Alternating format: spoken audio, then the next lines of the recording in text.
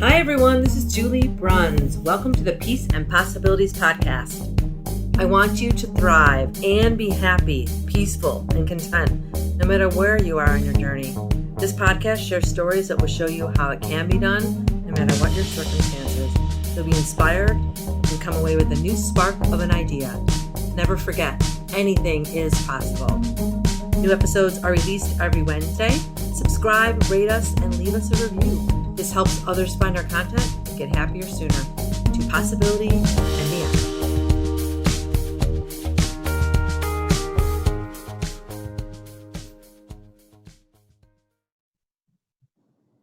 Okay, welcome everyone. I am here with Brian Gomez, and Brian and I have never spoken before.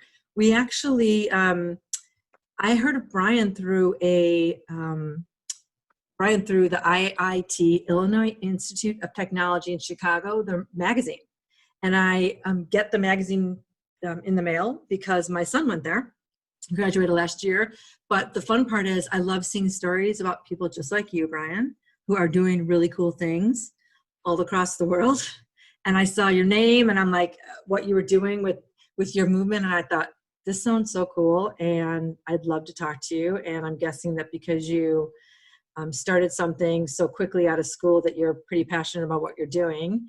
And so that's why you're on the podcast today. So welcome. Thanks for having me. Welcome.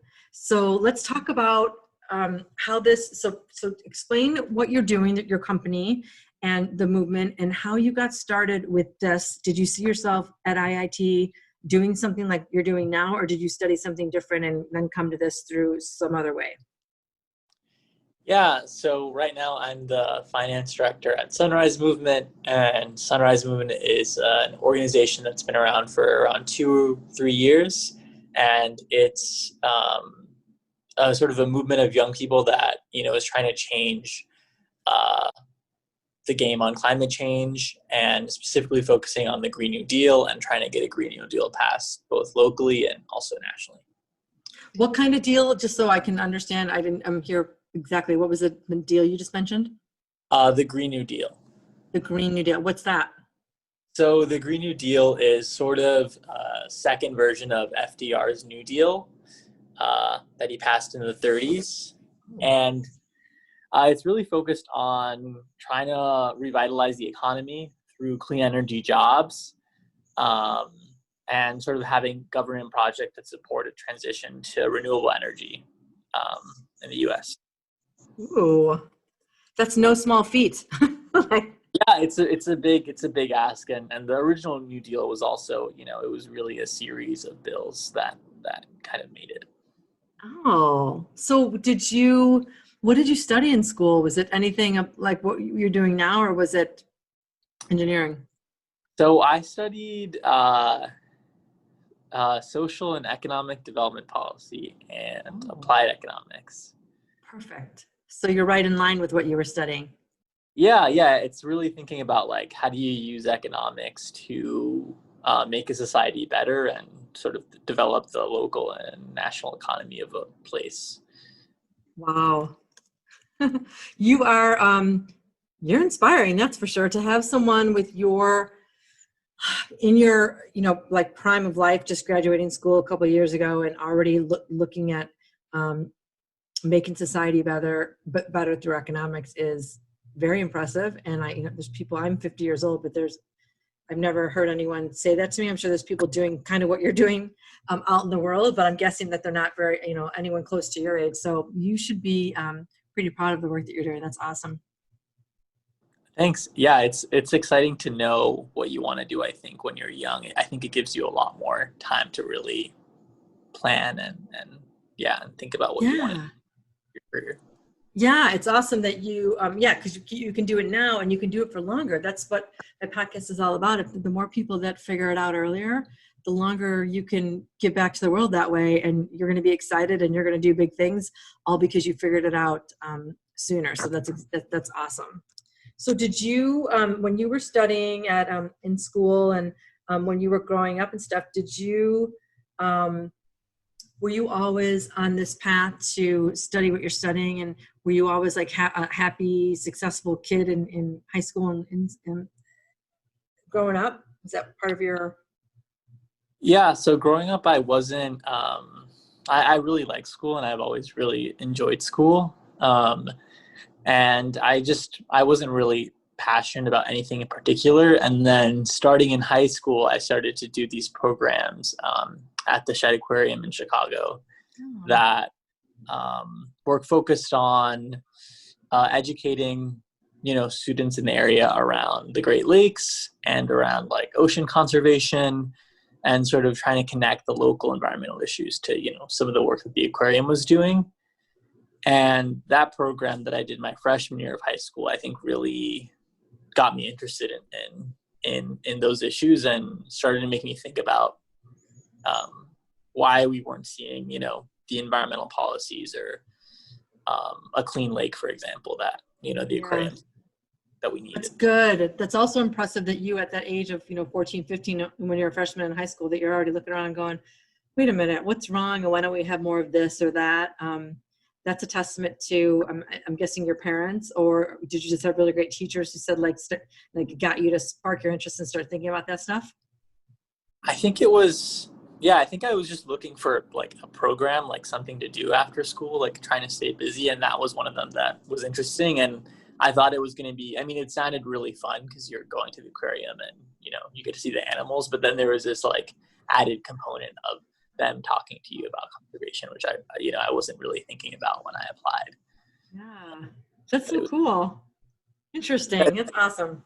So, Brian, what advice would you have for young people that are either in high school or even junior high, or people that are maybe even 35, graduated from college 10 years ago or longer, and don't know what they want to do and haven't figured it out yet, or are miserable where they are? And, what would you say to those people that are trying to figure out their life's mission and work? yeah, I think one of the, I think, big reasons that I became passionate about the environment, and I think also sort of became, I mean, there's a lot of things that I didn't become passionate about that I got involved in. And so I think the nugget there is just trying out different things that seem interesting to you. And one of those things, will be the thing that you get really passionate about and want to dive deeper into. Um, yeah, so I did sports, I did different clubs, I did this other program that was like soap making. You like made soaps and learned about like merchandise. So I sort of did a variety of different programs, and some of them were, got me more interested than others. But I think that was a really big key, just trying out different fields and like finding out what sticks.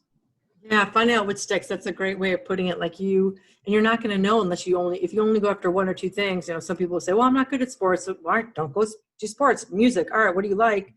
I think high schools are doing a much better job these days than when I was in high school, with number one, offering a lot more clubs and, a diverse group of interesting programs so that everyone can try different things, because no two people are the same, right? We're going to have the same interests.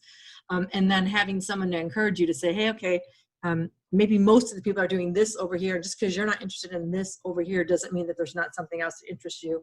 Keep trying, go find something. There will be something that sticks. I love that. That's great advice. Did your parents encourage you to do that too? Or were you just kind of one of those kids who was like, I'm going to try a bunch of things. I'm just curious. I think my parents, I don't know if they never like pushed me to do anything, but they definitely they didn't limit me. So any program that I applied to, as long as I, could figure it out, or I was like, oh, I can, easily get here after school, it's right there, they'd be like, okay, sure. And I think Good. saying yes to a lot of those things that I proposed to them allowed me to learn also outside of school and figure out what I was interested in. Yeah, definitely. That's smart. Yeah, let kids keep figuring it out. And I hate that at 17, 18 years old, we ask, our youth to go and figure out what you want to do. Pick a major, so for the rest of your life you can study this one thing now, and it's never that simple. People don't know it sometimes at 50 what they want to do with the rest of their lives, and we have to, make them make a decision. But we just tell our kids the same thing: go after something that you're interested in, just keep going towards those things, and you'll eventually figure it out. But almost anyone you talk to that's 30, 40, 50 says, I picked this thing in at college and now I'm doing something else. I mean, there's very few people, unless you go to medical school and then you become a doctor. But even those people that start off to be doctors or lawyers, and it's a very specific path, and you don't really merge or diverge from that much, they might get there and then say, okay, I went down a completely I got a different job than I thought because I really wanted to marry meditation and medicine. So now I'm doing this, but I never would have seen that when I was 18 years old. So there's always more to the story. And I think if kids can know that, they don't get discouraged about, I have to pick something and then it's just going to be the end all be all, because then you get that like deer in headlights, like, oh no, I'm stuck here. And no, not at all. Yeah.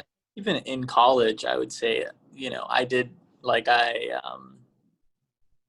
because Illinois Institute of Technology is such a more STEM focused school, and I was studying, there wasn't a lot of people. There was maybe 5 people that had my major in my year. And I think that was nice also because it allowed me to take a bunch of other classes. So I took, architecture class, and I took these philosophy courses that were at the college. And then I got involved in some of like the startups and hackathons that the school had. And so just really trying to explore different avenues and get clear on like what I was also good at, because I knew I was passionate about the environment, but I didn't think I wanted to be necessarily an environmental scientist. So I had, what work is really exciting to me. Yeah, smart. Is there anything you wish, I know you're kind of in the beginning of the whole career journey, but is there anything you wish you had learned earlier, either in your career in the last couple of years or in your life, that you would have applied sooner had you learned it? I think something that I didn't realize until I think maybe like midway through college that I think I could have done earlier, and maybe I also was a little against it, was that a lot of people that are older have a lot of wisdom and are like very excited to share with you, what things they went to. And I think sometimes as a young person, you think, oh, this person's so much older, they don't have anything in common with me. But watching, reading some of these self-help books, or watching interviews about people who have done it and have likely gone through, being young and not knowing kind of how to figure your career or your life out, have a lot of knowledge to share with you, and you don't have to make those same mistakes. Yeah, use them so you don't have to make the same mistakes. Exactly. You're going to make mistakes. Everyone makes them. Mm-hmm. But you don't want to, why not use their wisdom? Why not learn from them? You said they're older people, like you said. They have wisdom for sure. They've usually learned it through hard times and bad decisions and things that don't work out. And they are excited to share. They don't, and I don't think it's the best parenting advice to say, let's tell your kids everything so they don't make any mistakes. I think there's a lot of lessons to learn in the mistakes. But if you could give them suggestions and say, hey, go ahead, it's your life. You're welcome to try this. Here's what I did and it didn't work. Here's what I found out later, whatever it is, but then they can still make their own decisions with more information. Do you find that kids your age are starting to learn more, that they're, like you said, they're older people do have the wisdom, or is it just most of the people I'm just curious when you think about this, if they're more like, what, I think I got it, and then they ask each other, because I know that in high school for a bit, that's a big thing. Like you ask your other high school friends, and we used to joke with our kids, they don't know anything either.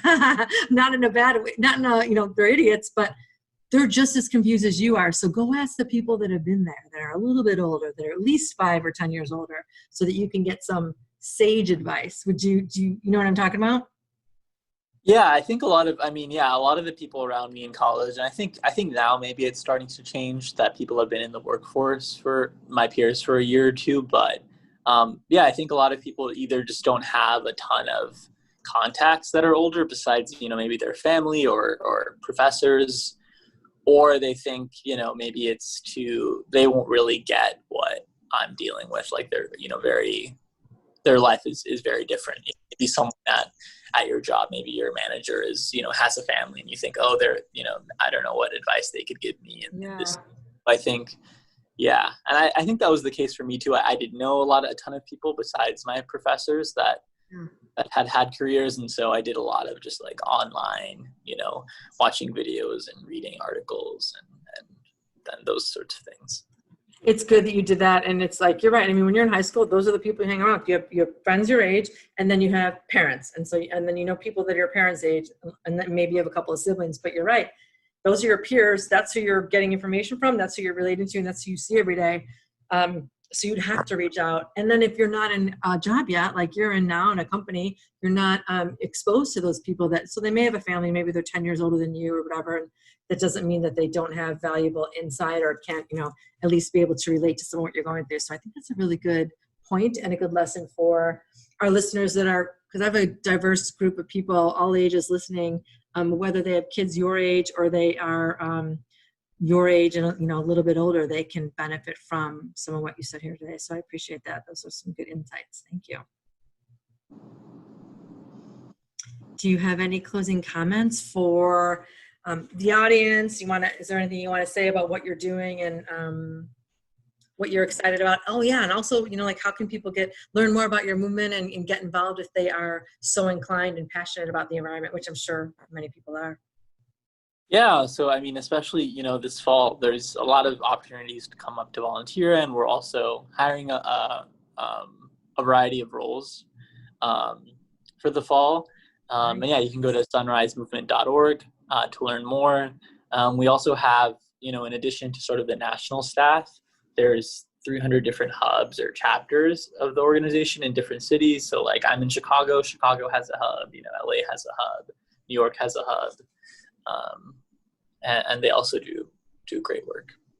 Awesome. Well, congratulations. You are impressive. I'm sure your parents are impressed by you. It's awesome that you're just taking what you're passionate about and then making the world a better place, which we would all be, it would just be an honor if we could all be doing that and in our own small way. So you're doing it. You're putting your money where your mouth is. So congratulations. And I know that you're going to be successful no matter what you do. I can tell the fact that you're doing what you're doing now is a big clue about that. But good luck on all your efforts and keep doing it, because we need more people like you that are trying to change the world for the better. So thank you. Thank you. Thank you so much. Thanks for having me. Bye, Brian. Bye.